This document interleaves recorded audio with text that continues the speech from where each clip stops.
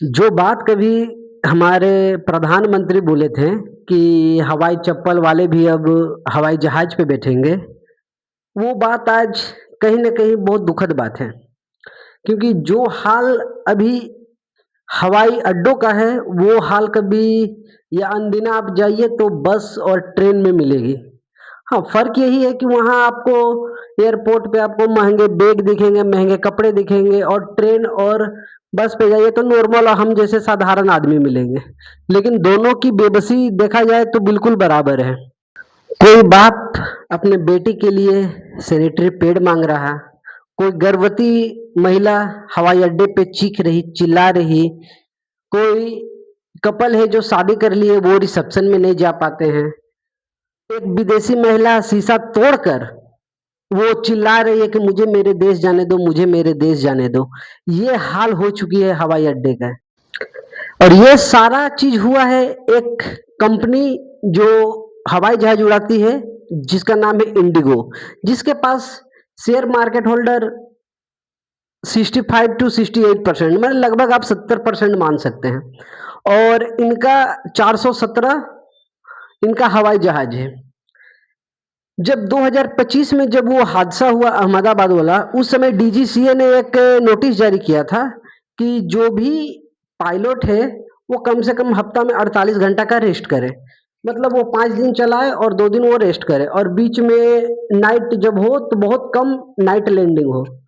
ये चीज़ इंडिगो को नागवार गुजरी, वो नाराज़ थे और उन्होंने इसका फ़ायदा अब जाकर उठाया। अब दिसंबर पीक समय पे है, बहुत सारे आदमी एक दूसरे दूसरे देश आना चाहते हैं, जाना चाहते हैं और इसी समय उन्होंने ये 3 तारीख को 100 हवाई अड्डे 100 हवाई जहाज कैंसल, 4 तारीख को और बढ़ा, 5 को और बढ़ा, अब बढ़ते-बढ़ते वो इतना बढ़ गए कि आदमी अब मजबूर हो चुके हैं। ये वही कंपनी है जिसका टर्नओवर 8,000 या 8800 करोड़ के आसपास है, 1 साल का।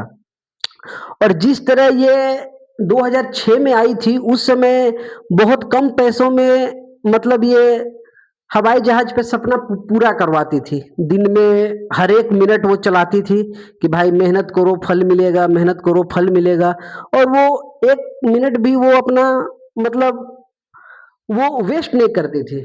और अब समय ऐसा आ गया उनका मेहनत रंग लाया, वो इस इंडिया में 65% के या 66% बोलिए शेयर होल्डर है और आज जाके उन्होंने ऐसा किया कि वो एरोप्लेन कैंसल कर दिए और रीजन सिर्फ एक ही टेक्निकल इशू। पहले तो मैसेज आ रहा your flight has been 2 hour delay, 4 hour delay और अंत में वही एक गुस्सेदार message your flight has been cancel.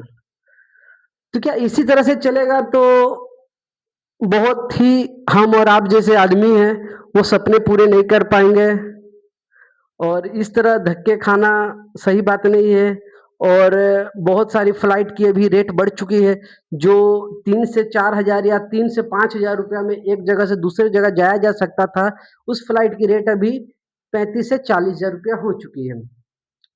तो इंडिगो से यही कहना है ये इस तरह ना करें और इन्होंने और भी बहुत सारे बदलाव किए हैं।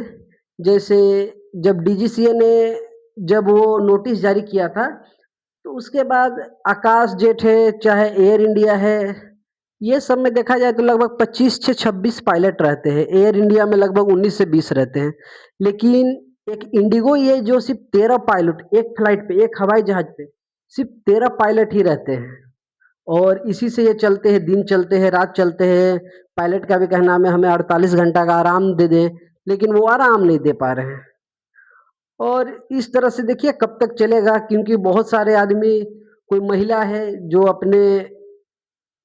अपनों के अंतिम संस्कार हाथ में लोटा लिए हुए उस राख को उम्मीद लगाई हुई है कि गंगा के पानी में मैं इनका विसर्जन करूँगी या जो भी जो होता है हमारे हिंदू धर्म में, वो उनका उम्मीद है।